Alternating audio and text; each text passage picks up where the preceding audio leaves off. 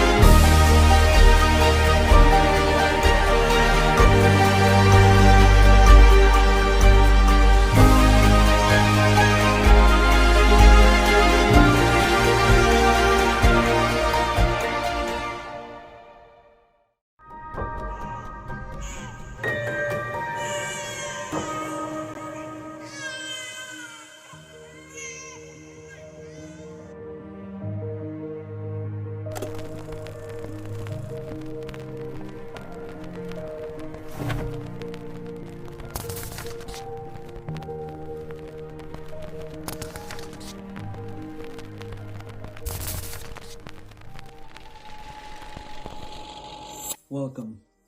Are you ready for a story? Because I've got one. And it's a long one. With lots of ups. And unfortunately even more downs. A story about a certain someone. My name is Alexander Svanjung, but everyone knows me by Sander. And to be honest, I don't even recognize if someone would call me Alexander, it would go straight past me. I was born on the 6th of September 1994, which makes me 31. Quick math.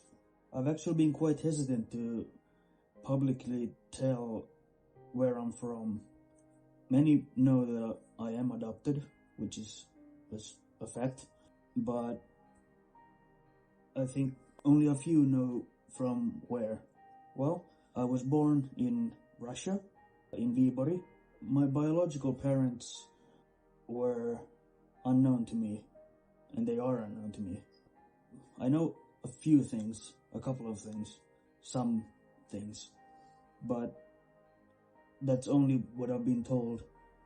I've never met them, nor do I really care to. When I had my own daughter 10 years ago, when I was 20, I had a brief moment where I was contemplating on actually trying to make an effort to find my parents, but it never led anywhere. What I've heard about my parents were that my biological dad was a police officer, and my mom was not his wife, so I was conceived outside of marriage. To my understanding, my father was killed during my mom's pregnancy while they were expecting. When the day came that I was due, my biological mom left me at the hospital the same day. I was placed in an orphanage that was the next building over from the hospital. I've actually been to the orphanage afterwards. When I was 13, we went there with my parents and my sister. We went there and we saw where I was born. You could definitely tell that there were still lots of pieces from the old Soviet Union There were broken houses and houses where the walls have collapsed and houses without roofs. It wasn't like a glamorous St. Petersburg or Moscow. This orphanage was very understaffed and overpopulated. To make up for lost time by the nurses to actually be with the kids there, they took in stray cats, long hallways with rooms on either side, and within these rooms there were only a few spotlights, like this one or that one, just spotlights like hanging from the roof. And in these rooms there were cribs with babies sleeping in them or just being in the cribs. But next to the kids were cats. These cats were, to my understanding, they were looked after in a sense that they had been to a vet to get, checked out that they don't have lice or any diseases to give to the kids. I think that's a big reason as to why I'm still today obsessed with cats. So after the orphanage, my adoptive parents got me. I moved to Finland in the beginning of 1996-ish. Well, the first little hiccup came before I even turned 3. My parents got divorced. We moved with our mom to the outskirts of Helsinki. Yeah, just went from there. I don't remember us seeing our dad that often. Both of our parents got new partners. That brought along some issues. We'll start with our mom's side. She got a boyfriend who was not Finnish. He was violent towards our mom, in front of us, me and my sister. Something was missing. Something was off with him. He exploded out of nowhere into an absolute fit and just started going off on everybody and anybody for that matter. I have vague memories of being at the receiving end of his fury. A short story. I remember one evening we went outside to walk the dogs with my mom and said boyfriend. I could see from where we were walking that the neighbors' kids were playing in the street next over. I asked my mom that. Hey, is it okay if I go play with them? And she said, yeah, go ahead. So I started running to these kids, the neighbors. All of a sudden I just heard swearing and screaming, and it was obviously talking to me, commanding me to stop and turning around, or I'm gonna get my ass beat or whatever. Maybe I ran for, 50 meters. All of a sudden I just looked behind me and he's running after me. This guy was at this time, I want to say, 60, give or take. He was running after me and he was fucking angry. Excuse my French, but he was fucking angry. And I had no idea why. I didn't understand what I did wrong. I got permission from my mom to go, so I went. But for some reason, he got super upset about it. Instead of running to the neighborhood kids that were playing, I just bolted straight home. I locked myself in the bathroom. He was banging and kicking and hitting the door, and I don't know how, but by some weird way, he actually got the door off the hinges. There I was, about to get the ass beating of a lifetime. And I was 6 at this time.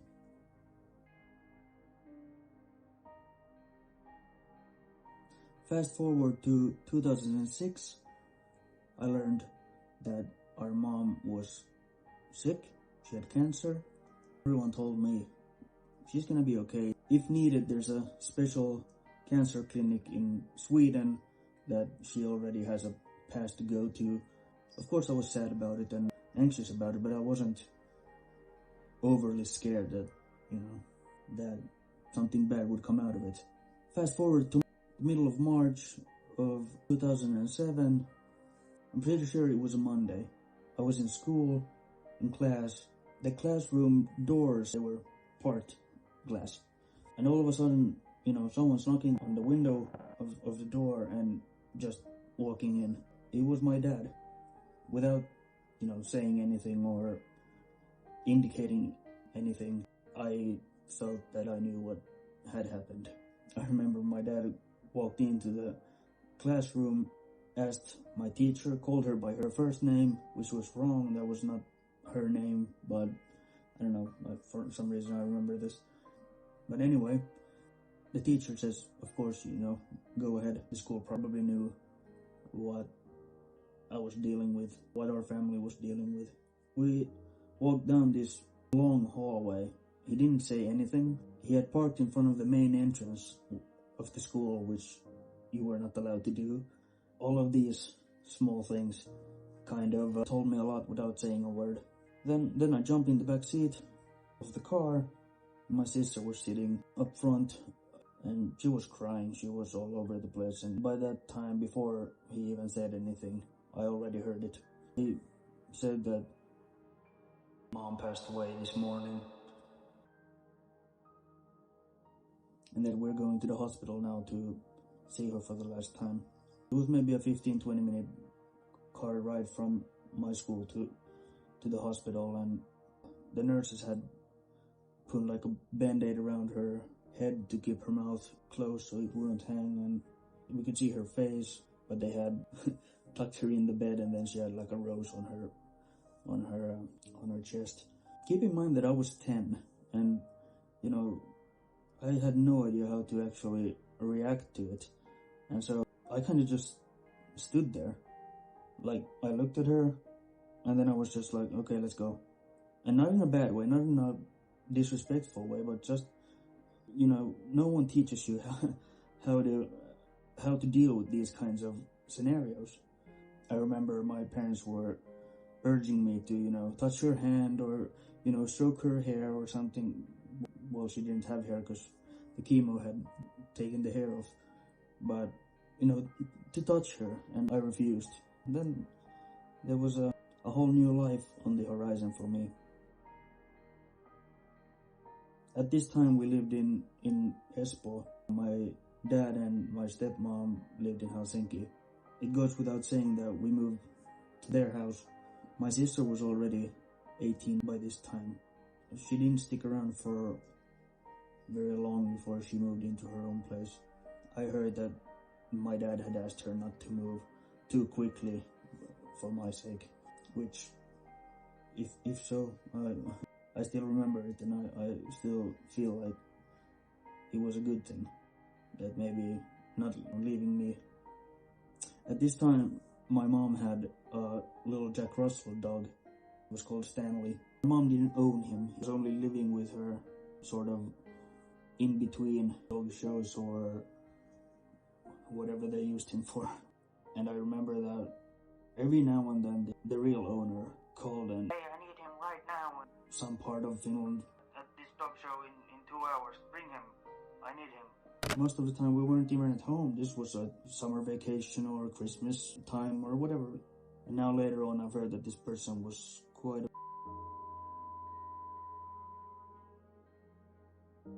I appreciate my parents for the effort to keep Stanley around. At the summer of 2016 he passed away. It was also during this time that I really picked up the camera and started just taking pictures. And through the camera and through the photos and mood of the pictures, it really helped me to express myself or get my feelings out. And also I started BMX, which I loved. I had a few broken bones. There's a piece of bone sticking out from my hand still, but BMXing was also super good for me because a small bike with only one gear, and I used that bike as I don't know what. I rode it from the city center of Helsinki all the way to Espoo and visited different skate parks, and it was awesome.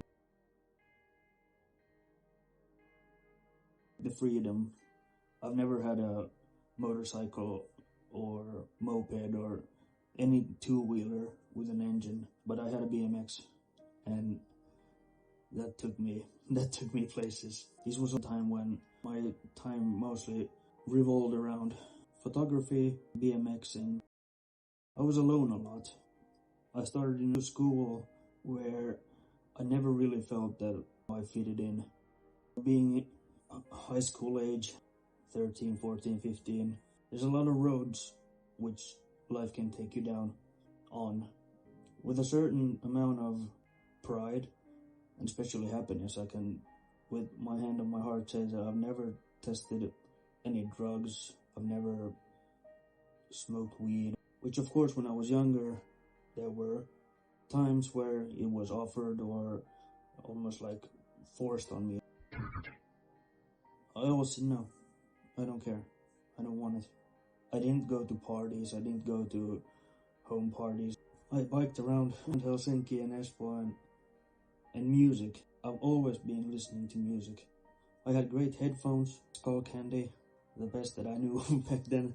I had a couple because every now and then they broke falling off my head when I was riding. The point being that I always had music in my ears and pretty much do it still to this day. I think this wraps up the first part of this documentary or memoir or whatever you want to call it. Some people write music, some people dance, some people play music. This is my music. This is my thing. I've never been used to being in front of the camera. I've always been the one behind the camera. I feel surprisingly comfortable. It's like a therapy almost. I'm talking and hopefully some of you, all of you, one of you listens to what I actually say. But at the end of the day, these are all vital things that's gone on in my childhood. It makes you tougher, it makes you harder as a person. You always use the worst experience as the lowest point. Example, if you jump from 1 meter down to the ground, it hurts that much. And if you jump from 2 meters, it hurts this much. I see myself as being up at the 10-meter mark and jump down to ground level. It hurt like I'm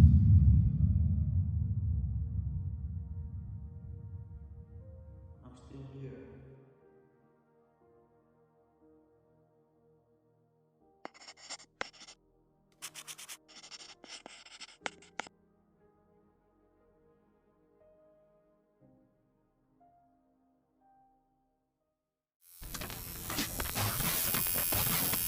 Ouch!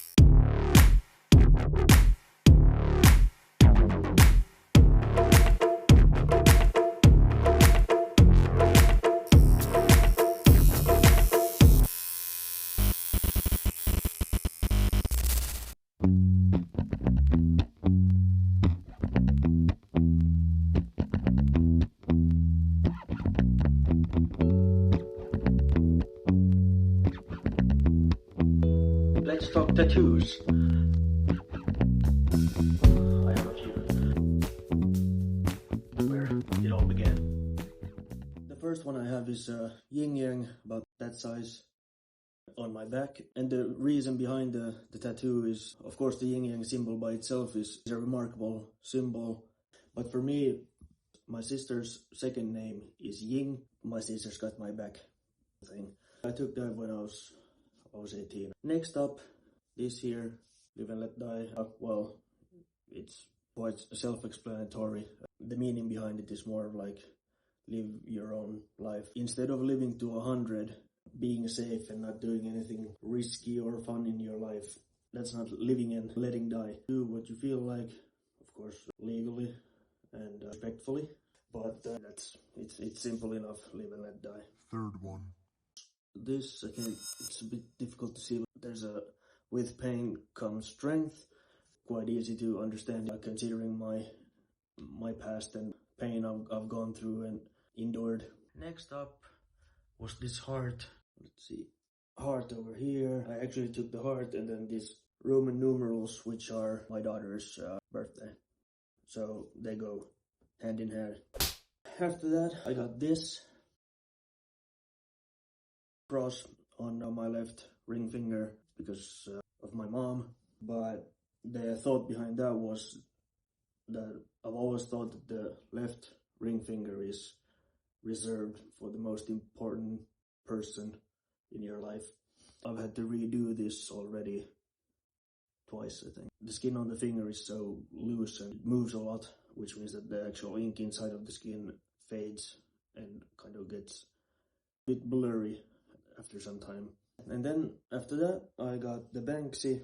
The idea behind this girl and balloon tattoo, I think that small girls, kids, are the most innocent form of humans. They have pure heart and pure soul and pure mind. The idea is sort of, even when going gets rough and you might feel like you're losing your faith or yourself even, don't lose it. Or try to hold on to it as best you can and don't let anything take that away from you. Right after that, I got the first half of the mountains, which they wrap around. Where is it? With the exception. The tower is called Pyramid and Kögel. It's in Wörthersee, Austria. The tower doesn't really bear any deeper meaning anymore or add to that.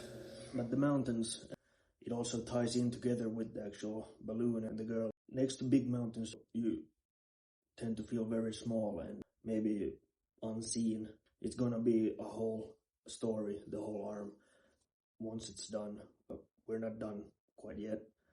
This was the first part. I got the Banksy, then the mountains, and then some in between.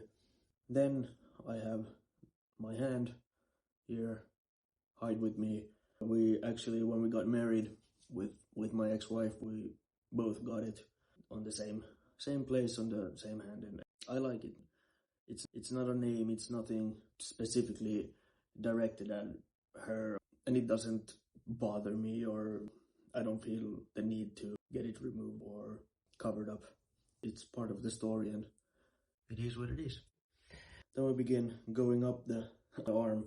Next up, I got the Northern Lights, and I don't know if maybe you can see that there's some inconsistencies in the colors, and that was completely my own fault. During the time when I got this, I was drinking a lot, way too much. It was a problem. Whenever I had this done, and afterwards you're supposed to put ointments and creams and take care of the tattoo when it's fresh, and I didn't have the correct ointment at home, so I just looked through the drawers and found something that seemed or sounded like cream that you're supposed to use. It wasn't. The cream I put on was actually the complete opposite of what it was supposed to be. It was cream that kills dead skin so that new and healthy skin can come through. I put that on for, I don't know, maybe 4 or 5 days. And after a while it started to get really red and really irritated and hurt. Now I've got like these bald spots here and there. Luckily, my artist has said that they're completely fixable. In one way, it would make sense actually to leave them like this, just to remember and reminding myself of my phases and my experiences. But then again, there's color and it pops out so much from the whole image. But it's not done yet. There's still skin color here. That wasn't my fault. It's gonna be filled with white. And of course we're gonna have to fill up my little boo-boos here as well on the elbow. And that's my Northern Lights. We're nearing the end. My second to last one was actually this zigzag around my arm or hand. That's the only one that doesn't really have a meaningful story behind it. The thought is that all paintings that you have on the walls, they all have a frame. So this kind of frames the bottom, and then whenever we get done with how far ever this is gonna go, I need to cap it off somehow. But that's the only reason, and plus I like it. It looks cool, and physically speaking, also because when I wear a watch, it really annoyed me when there was a little stripe of skin showing between the watch and the bottom of the of the mountain. And then we're at the last one. Obviously it's not done, but this is just shading. This is all gonna be colored as well. The idea, the northern lights down here are gonna be sort of faded from, I don't know, the elbow-ish. And I'm not gonna feel how it's gonna get colored or what's gonna go here, but we took a break now because of summer, and when you get new tattoos, you're not supposed to swim or you're not supposed to be in the sunlight. I got these at the beginning of the year. In the beginning of winter, we're gonna continue with the artist. That wraps up the tattoo portion so far.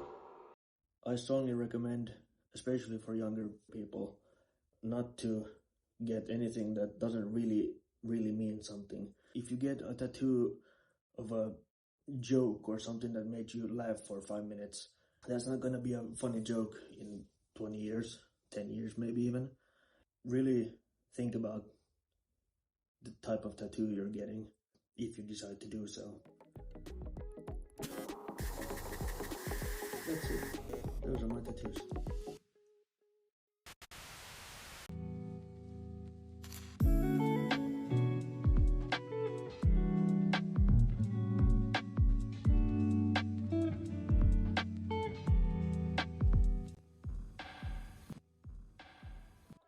So, let's get into some hobbies. I'm gonna divide this up into 3 different categories. We have, well, obviously photography, BMXing, and cars. So, while we're here, let's talk about photography and cinematography / video filming. I want to say 2008, 2009 is when I picked up the camera more permanently.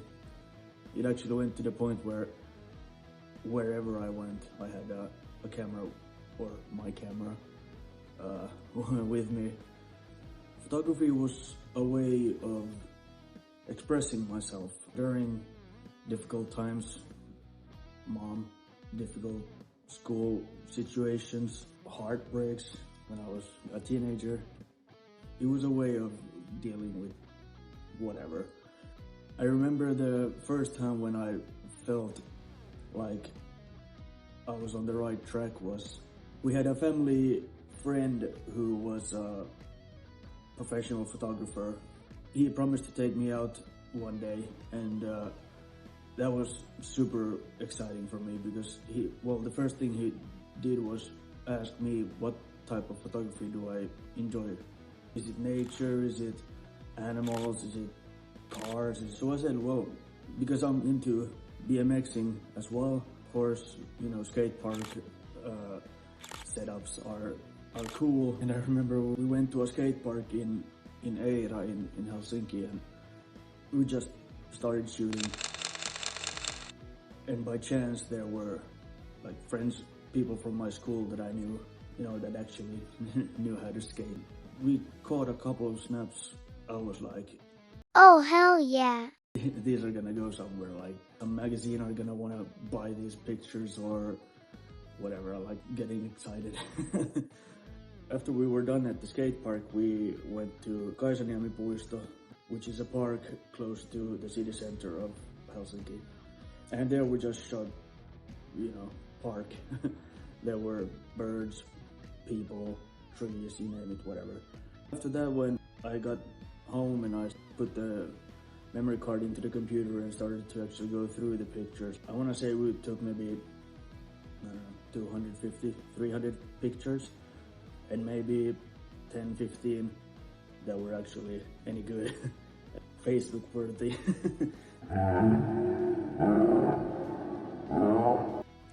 After high school, I went to a vocational school to actually study media.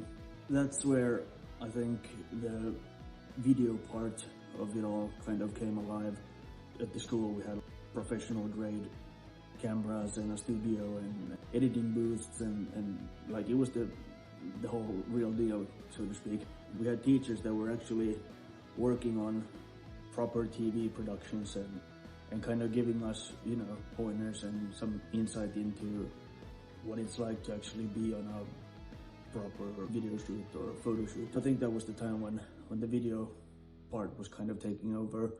I think the biggest part with the videography was it's a bit more time consuming and it takes a lot more editing to actually get to a decent video even. The photography side of it all became almost not enough, you know. With one picture you can only bring out that much, but with a video you can make as long a video you want. The point being that I wanted to challenge myself. In my 20s, the whole photography, videography thing took a pause because, well, I had my daughter.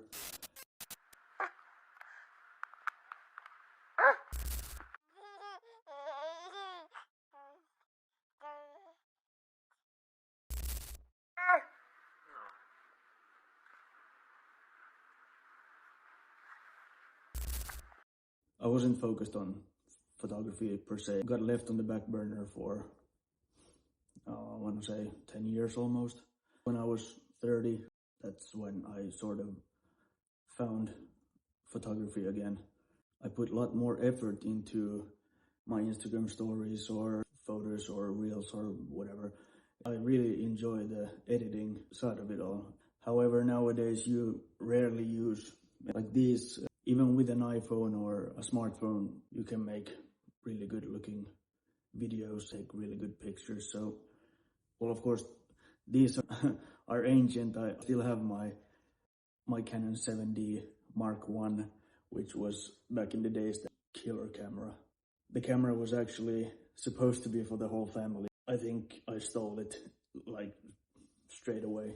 It started living in my room and I started taking it with me when I went somewhere or, you know, just kind of hogging the camera. I remember a couple times my parents were like, "Hey, it's everyone's, you can't just keep it for yourself." Well, it's still at my house.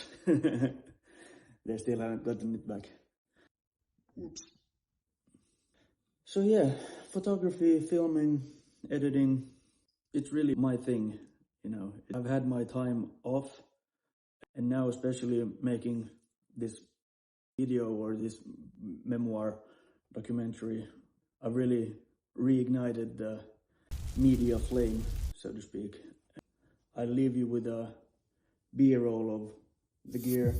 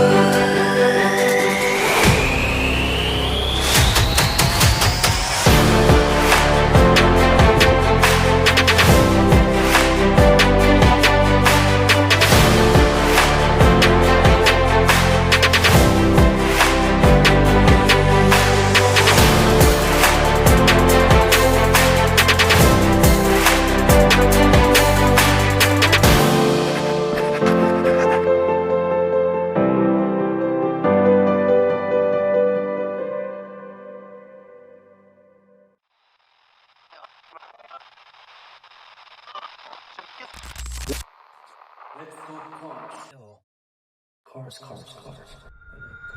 All right, let's talk cars. I've had a few of them. I think I am on my. I think the Audi is my 13.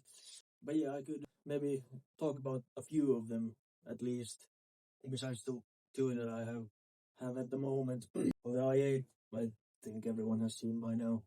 And then probably the Audi as well. I've had it for well over a year now. And i8 I had for 4 years. Jesus, I've had it for a long time. Anywho, let's get into it. My first car was a Mark V Golf GTI, and that's kind of where everything started. We worked on it in our friend's garage during the weekends and figured out as we went. That was my first experience with car tuning, so to speak. Second off was my Audi A5 2-liter gas or petrol. Had some issues with it. Well, I had two engines blow up on me. And then while I had the A5, I also got the R35 GTR, which in my mind was kind of the car that got me to where I am right now on social media. I think that most of you guys or people who follow me, I think that's when most of you came along. The R35, that car meant trouble. Next up, I had the S6 Audi turned RSS6. It was first of its kind. I bought it built, so I had nothing to do sort of with the creation of it all. That car, man, it had issues. From that point on, I told myself I'm never gonna buy a pre-built car because A, you have no idea what's been done to it. B, you really don't know where everything has gotten done. So, unfortunately, because it was a good-looking car, and on paper it seemed like a very nice, exotic family selling car, but unfortunately it had nothing but problems. I had it for what would I say, 10 months, 9 months maybe. That was one of those cars that was every morning when you turned it on, what's gonna pop up when I finally got rid of it. I've had a few businesses, car dealers, and private people, like private buyers, ask me about it. That is it a good car? Is it is it something to invest in or get? I've told everyone straight up, don't go. It was cool, but it was terrible, unfortunately. After the R6 episode, I got my first BMW i8, which I think many don't even know I've had two. I had an orange one. It was actually a wrapper, like a mango orange ish, and I had that car for the extended time of 2 weeks. And then I had the Audi A7 supercharged 3-liter V6. That was a great car. That was one of those. It wasn't very expensive, or it wasn't too expensive, and man, you could mess around with. The cats were cut off and flames coming out of the back. It worked with no issues at all, and it was loud and obnoxious, and it was. I loved that car. That was cool. Then I got my first Porsche Panamera. You're always wiser in retrospect, but I should have held on to that car. I got scared when I had it because that was around the time when the Taycan, the Porsche EV, came out. And well, what happened to the market? Yeah, all the Panameras value crashed. I sold it and took a big fat loss on that one as well. But man, that was a great car. And after that, I got the i8, and I've had it for 4 years. And when I got it, I had a clear vision with the wing, and of course with the wrap. There was, I mean, given, and it's been lowered on H&R lowering springs, and they were made sort of a prototype exhaust for it with a Finnish exhaust company. They did exactly as I asked. Straight pipes, nothing in between. It sounded like a turbocharged tractor.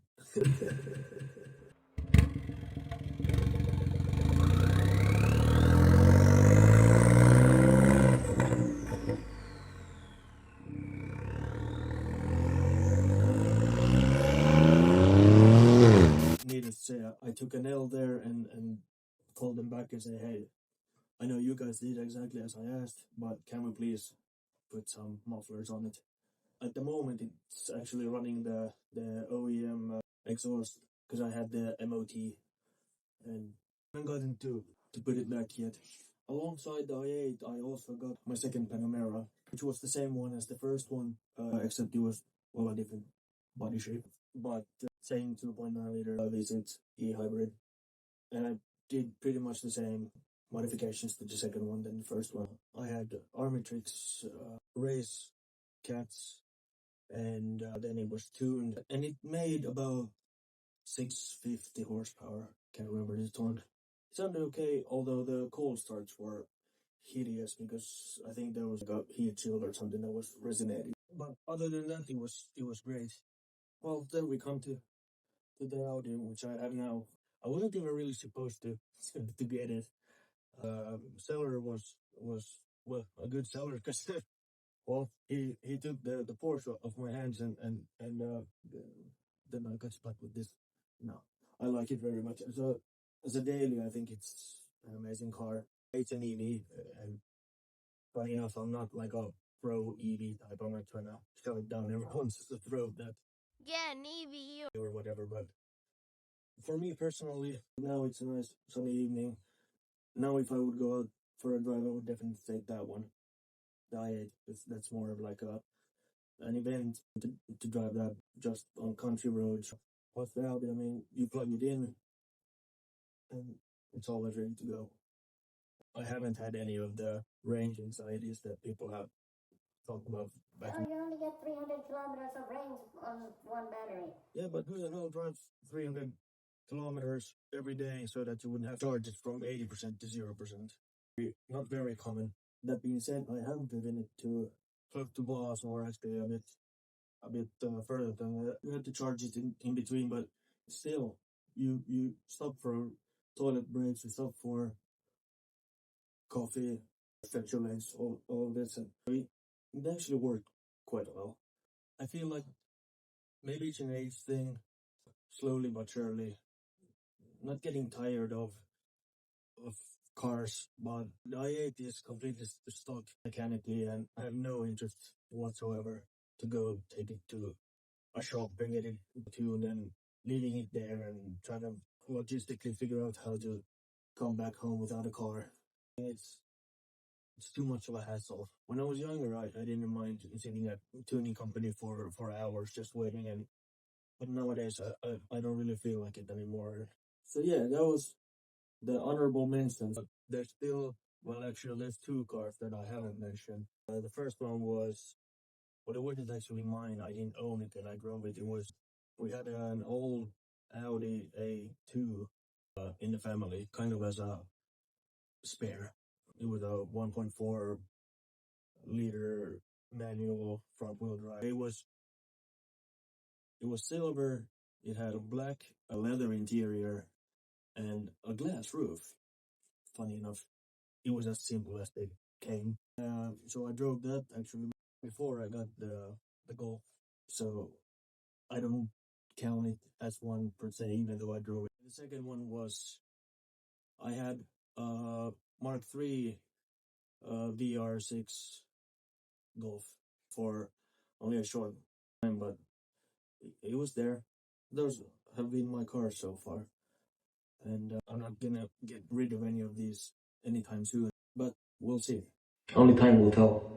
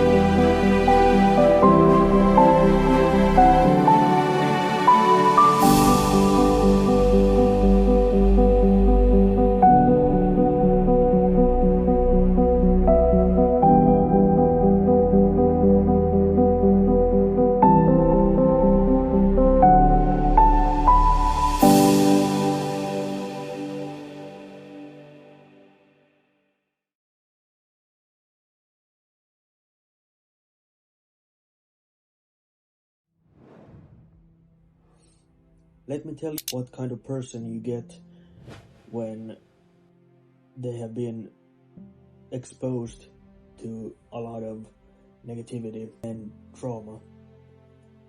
I have a few diagnoses, depression being one, even self-destructive. For the longest time I've also been against medication. Well, mostly because with all medication there's always side effects that you don't really know before you've tried. So like I spoke in the photography and videography part of this film, I said that I had my daughter when I was 20.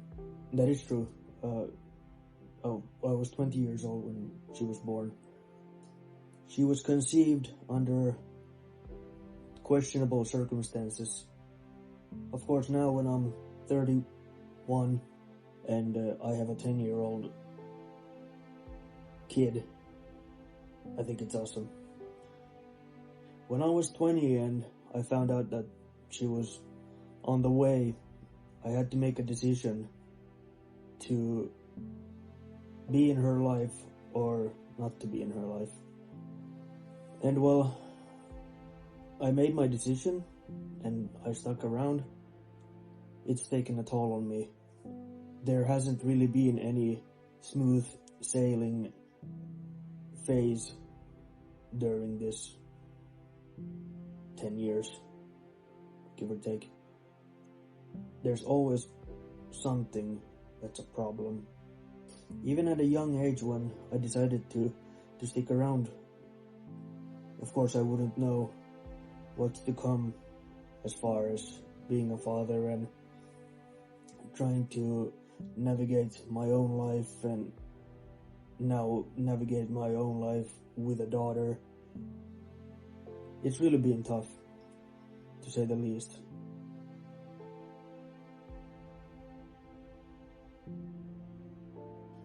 I've been blackmailed, I've been publicly humiliated online, I've been to court, all because I made that choice when I was 20. You know, considering me and my own personal demons and issues that I've had from long before my kid was born, I've never really had the time to actually deal with myself. Instead of trying to reach the core of the problem or problems, I haven't had the time, or I haven't had the possibilities to do so. There's always been something new on the horizon to scramble my world and to making me reprioritize in life. I was talking with somebody recently when I said that most of my life has just been putting out fires in a freaking forest fire. You know, wherever I'm trying to put out one fire, another one ignites somewhere, and that then of course needs all of my attention and all of my brain capacity and all of me, basically. The way I've dealt with many of my issues is by becoming a very materialistic person. I see it and I feel it and I identify it myself. But example, the i8, that was kind of my escape when I was going through something very difficult concerning my daughter. So whenever I felt like shit, or whenever I felt like fuck everything, I got something for the car. Parts, whatever. That gave me the 5 minutes of happiness, and on top of that, it got my mind focusing on something else for a short minute. I've had severe panic attacks for many years. I remember my first one, I was 16. We were on a boat with my family. I went pale and I went grey. Of course, first thought was that maybe I'm getting seasick, but it was completely still day. There were no waves. It was a perfect boating weather. And my mind went completely blank, and I really don't remember a whole lot from the time when this began until the time we got to where we were going. I think that was the first time, at least one of the first times. In my experiences, the panic attacks come when you have too much on your plate or on your mind. Me, who constantly just keep on putting out fires, it gets to me quite often. At this point, it's also, regardless, is it a happy fire or is it a bad fire? That really takes the energy out of anyone. My depression. I have been diagnosed with depression. I have been diagnosed with PTSD. Let's start with the PTSD. Certain scenarios are triggering for me, and certain scenarios are very difficult to be in because of past trauma. And they can vary from person to person. They can be a small thing to somebody and a big thing to another one. What I'm trying to say is the trigger can be however small or however big for it to actually be a trigger. Example, for me, I can't go to a big supermarket, a big store, grocery store, whatever, mall, without having headphones on. If I'm alone. If I'm with somebody, most of the time I'm okay. I'm kind of, sort of sure where this began. I was a kid. I was, I don't know, 5, 6 maybe. We were at a mall with my mom. I lost her at the grocery store. I started to panic, of course, and started crying and got all hysterical. And then I went to a cashier, bawling my eyes out. And then over the PA system, they called out, "Hey,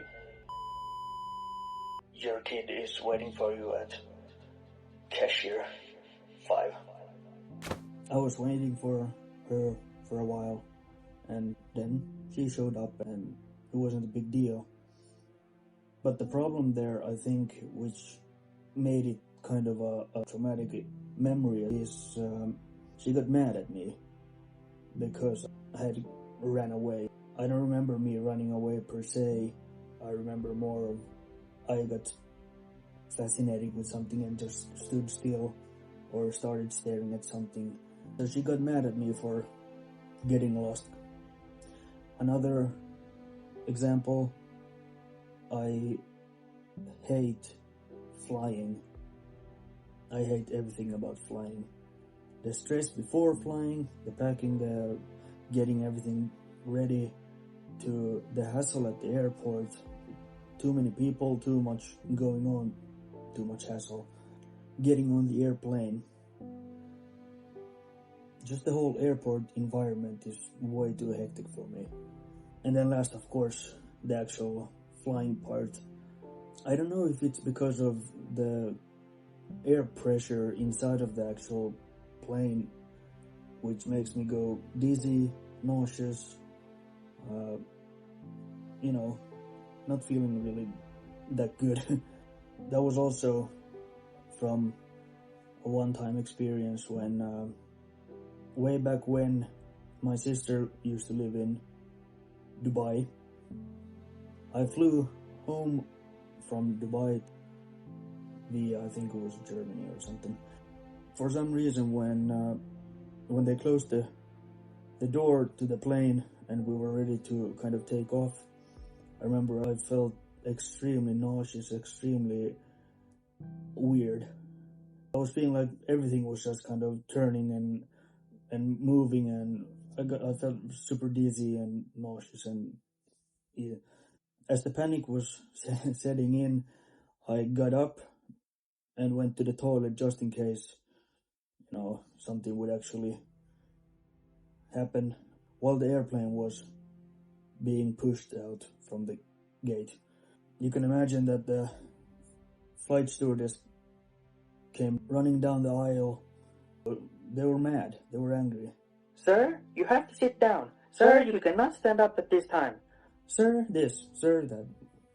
And I tried to explain to them that I'm having a panic attack, and they didn't really understand. Maybe I couldn't get the message across to them in a way that would have made sense. So what they did was they gave me a paper bag and told me to go sit down. And of course this created a bit of a scene on the plane. So when I was escorted back to my seat, everyone was staring at me like I was a weird alien. I remember that as soon as we took off, I fell asleep. I want to say I slept for most of that flight. A third example of how small or how big a traumatic experience can be for someone to make it a lasting trauma. I was a kid. I have no idea my age. Let's say between 3 and 6. We were at the dog show with my mom, and I went to the toilet, nothing special per se, and I went into the cubicle, locked the door, and the whole lock came out. So, and the door stayed locked, so I started to panic. I didn't know how to get out. The cubicle was, floor to ceiling. There wasn't like a gap underneath or a gap above. It was completely shut off. So I started panicking and, hitting the door, and at some point somebody came into the bathroom and heard me banging and screaming and kicking, and they then got somebody to get the door open. I don't know for how long I was in there, but when I came back from the toilet, Mom could see that I was like crying, or I had been crying and was sad and panicking about something, and as calm as can be, like, she asked me, what happened? And then I told her that I got stuck in the toilet and, couldn't get out. So for everyone who has any kind or sort of PTSD, the actual event can be from getting yourself locked in the toilet to being at war and having flashbacks from an ambush. At the end of the day, the actual event is irrelevant, because the thing that is relevant and the thing that's the whole point is how a certain person has experienced said experience. Most people, when they go to the mall, they don't need to have headphones in their ear or, blocking out everything else just to be able to actually go there. I need to. And I avoid flying to the best of my abilities. I'll much rather drive if possible. Actually, when my dad turned 60 over 10 years ago, he decided he wanted to spend it in the southwest of France, in a place called Biarritz. Of course, he had, made sure that we had flight tickets for me and my sister. However, at this time, I was still very unsure about my whole flying discomfort. So instead of actually being straight up and brave enough to actually say that, hey, I can't fly, I don't want to fly, I just didn't go. What I did instead was, back when I had my Mark V GTI, I drove. I remember it was a couple of nights before the actual birthday. I think it was like 10 or 11 p.m. And then I just decided I'm gonna drive there. And I did. I took the morning ferry from Turku, going to Sweden, and then I drove all the way. I think my first stop, like where I stayed the night, was, I think it was Paris. After Paris, I just drove, rest of the way. Come to find out, when I actually got to Biarritz, was that we were only gonna stay there for a couple of days. We actually went over to Spain, which means more south. Well, I had my own car. There was no issues. I jumped in the car and we went. I can imagine that it didn't really go over well with the parents. At the time, they didn't really comment much about it. They were just happy we were all there and on time. But now, think of this whole situation. Back then I was told, just do it and just get it over with, and that all of these problems are between your ears. Well, no shit, they are. And that makes them even more difficult. If you get a cut, you can put a band-aid on it and take some painkillers and you're good. But when the issues are between here and here, you can't just put a band-aid on your forehead and take a painkiller and call it a day. It's much more difficult when it's between your ears. I don't know, maybe it's a generational thing that older generations used to use that as an example to their kids, not to be, over dramatic or don't think about things, just do them. And also, this is kind of a question I've been thinking of in my head, is in these scenarios where you have your own personal block which hinders you from doing or going or getting something done, are you supposed to apologize for that? Because, again, if you've had a past experience which has then left a trauma, it's not your fault that it became a trauma. Are you supposed to apologize for that, or are you supposed to feel like shit afterwards because you couldn't perform or you couldn't do what someone was asking of you? That's been a moral dilemma for me for a long time, which, especially when I was younger, led to me lying or saying something but doing something else. Actually, one of the worst things that you could say to someone who has one of these blockages: You're lazy. don't do that. That's bad. You just double down on the issue at hand. Then you just dig the person deeper into the hole that they're already in. We are all human beings. We've all had shitty experiences. Some of us manage to go unharmed, and others don't. You always hear people saying that someone is suffering from mental health issues, right?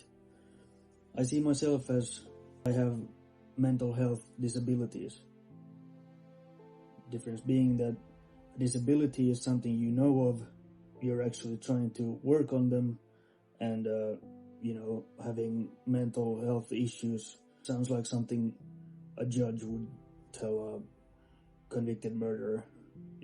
He's a bit cuckoo and goes on killing rampages. That's not me. I wouldn't do that. I'm just trying to form my life and make everything around me the most comfortable. I wouldn't have to put myself into situations where I feel uneasy.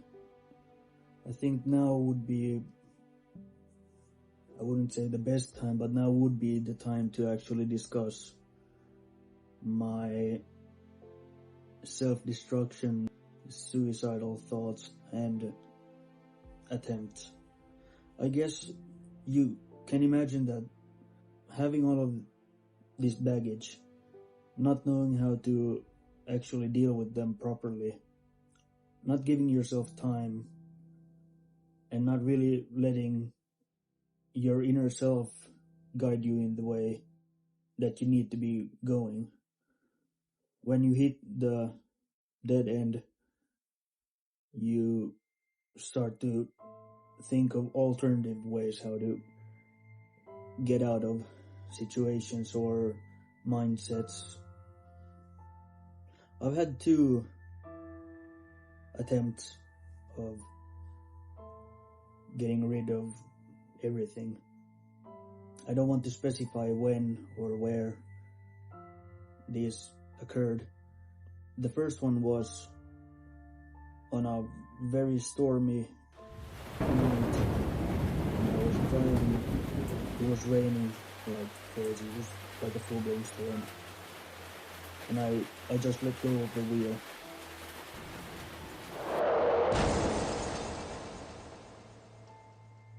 And I was just hoping for hydroplaning or something to make me crash. This was at highway speeds. The 10-15 seconds went past, regained control of the car. I remember at that time I wasn't scared of whatever could happen. I was ready for anything actually. The second time, before I get into it more, I'll give you a little backstory. There's not many movies that I've gotten traumas from, but there's one. The movie is called Enemy at the Gate, and I was quote-unquote forced to watch it because our mom's boyfriend wanted to watch it and he refused to change to something more kid friendly. It's a war movie. In the movie there's a character called Sasha, translates from Russian to Alexander, which is my name. At some point in this movie, this character, which by the way is a kid, gets hanged. I remember the way in the movie, war zone with no buildings left standing. The only thing left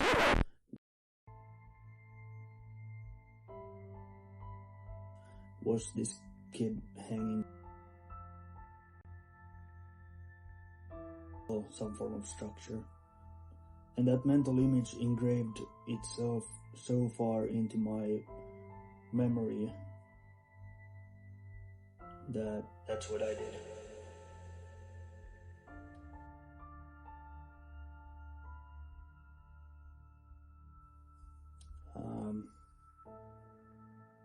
Yeah.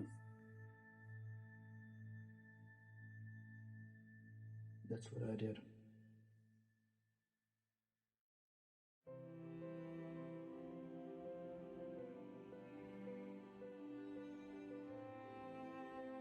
However, I was lucky in that situation that the rope broke off.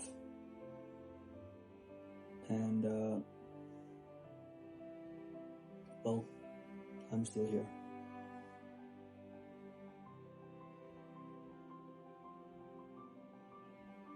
During my 31 years on this planet, I've been going to therapy for 17 years on off.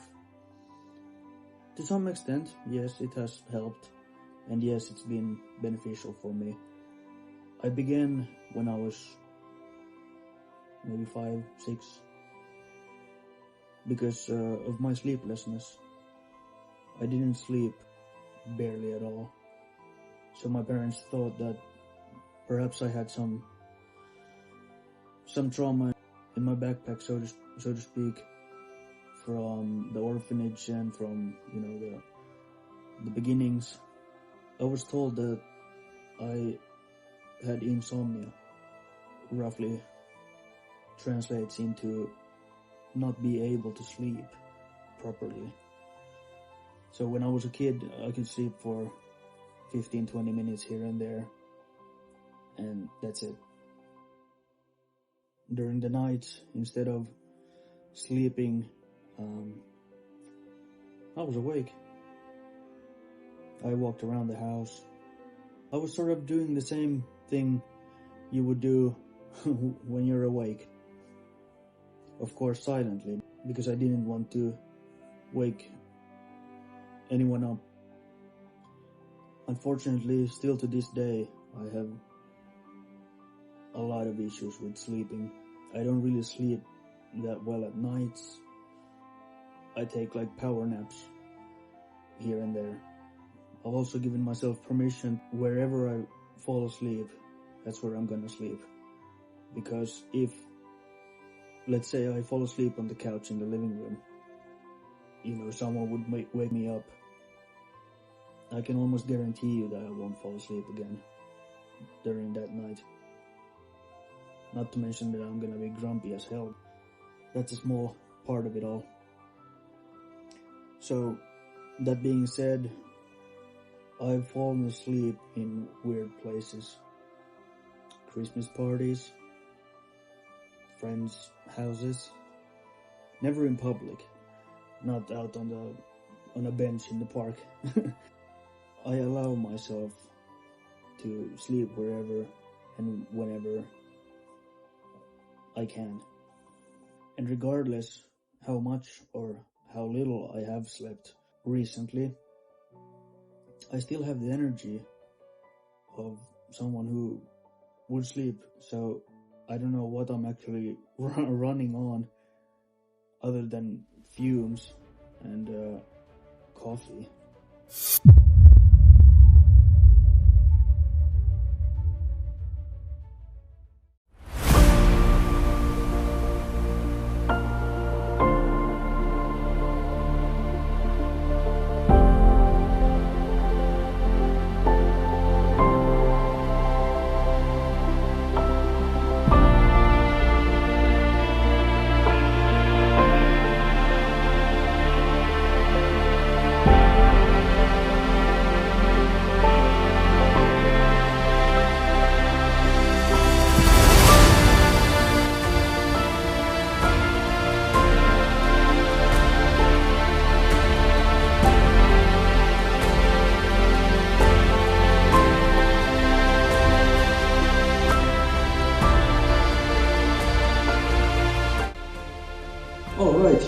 here we are at the end of a very long and intense soul-searching time period for me. There are a couple things I would still like to say or just tell my opinion on. I am using a cheat sheet for this because these are difficult for me to remember in my head. But there's only a few, so it's not gonna be a very long part. First thing that I would like to talk about is something that I am very familiar with myself, which is adoption. Adoption is great. The fact that grown-ups want to help kids, not necessarily small kids, but all up until 18 years old, want to help out and possibly give these kids maybe a better shot at a good life. That being said, the parents or the parents-to-be, there are a few things that they should keep in mind when they make this kind of decision. One of the most important parts, I would say, is that these people have to be very open-minded, very understanding, especially if they're thinking about adopting kids from orphanage or, somewhere where there's been a lot of chaos and maybe uncertainty or not safe. So I would say that would be the first things I would say to potential adopted parents to think about that. In my mind, I feel it's more important in this kind of a parent-child relationship than a biological parent-child relationship, because you're not sharing any genes, you have no DNA in common. So these are things, of course, that also play a vital part in who we become as people and what type of personalities we get. Of course, a big part is also how you then bring up said kids. But I think you cannot be too demanding on the kid at first. Of course, if the kid as a teenager starts to use the adoption as an excuse to misbehave, that's not gonna fly. But you have to be very, very conscious and very understanding to the fact that these kids possibly have memories or traumas that they physically can't really wrap their heads around. The first things to do when the whole adoption process is done is getting the trust, because the trust is the thing that I think most of these kids lack. They have been neglected up until being up for adoption. There's a couple things I would like to say personally, especially to the people around me. I want to say that my dad, and of course my mom back in the days, and my stepmom have been extremely successful at this. Of course, there's happened a lot of bad things in our lives. Their input and their efforts have been extraordinary, to say the least. I can imagine that this was not the way my parents, my mom and my dad, had planned on things from the beginning. But life happens, things change. When life gives you lemons, you make lemonade. Or when life gives you lemons, you open a beer and you put the lemon in the beer. Same thing. I'm sorry if I didn't become the type of person or the person that you would have wanted. I tried When the idea came to me to start making this kind of video documentary, I still had no idea what to call this all, but it's irrelevant. The main thing for me is that I really had to dig deep into my own memories and my own fears and even open up some old scars just to get into the right state of mind, and I wanted everything to feel as authentic as possible. The lighter subject, the cars and the hobbies and telling about my BMXing, that was all fun for the most part, but especially the childhood part and the mental health part. There were many times that I already was sitting like this and talking to the camera, and then I just didn't feel it was authentic enough. I was trying to tell a story, but without the legitimate passion and the legitimate state of mind. The final version that I then came up with, I want to say I started shooting at maybe 1 o'clock at night, and I think I was maybe done at around 3.